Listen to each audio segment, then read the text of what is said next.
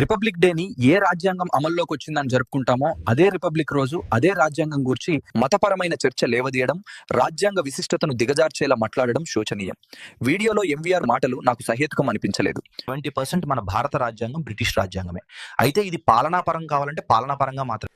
1935 చట్టం ప్రభావం 75% కాపీ అన్నది నిజమేనా? భారత రాజ్యాంగంపై తరచుగా వినిపించే ప్రధాన విమర్శ ఏమిటంటే ఇది 1935 నాటి బ్రిటిష్ ఇండియా చట్టానికి జిరాక్స్ కాపీ వంటిది. అనేక మంది రాజకీయ విశ్లేషకులు మరియు విమర్శకులు వాదిస్తున్నట్లుగా రాజ్యాంగంలోని దాదాపు 75% నిబంధనలు ఈ చట్టం నుండే గ్రహించబడ్డాయి. ఈ వాదనలో కొంత నిజం లేకపోలేదు, కాని దానిని సరైన సందర్భంలో అర్థం చేసుకోవాలి.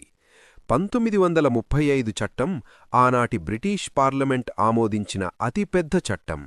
ఇది భారతదేశంలో సమాఖ్య వ్యవస్థ, ఫెడరల్ స్ట్రక్చర్, గవర్నర్ పదవి, ఆఫీస్ ఆఫ్ గవర్నర్, న్యాయ వ్యవస్థ, ఫెడరల్ కోర్ట్ మరియు పబ్లిక్ సర్వీస్ కమిషన్ల వంటి పరిపాలనా నిర్మాణాలను ప్రవేశపెట్టింది.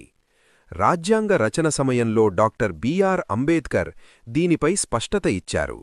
రాజ్యాంగ పరిషత్తులో దీనిపై వచ్చిన విమర్శలకు ఆయన సమాధానమిస్తూ, పరిపాలనా వివరాలకు సంబంధించినంతవరకు 1935 చట్టాన్ని తీసుకోవడంలో ఎటువంటి అవమానం లేదు.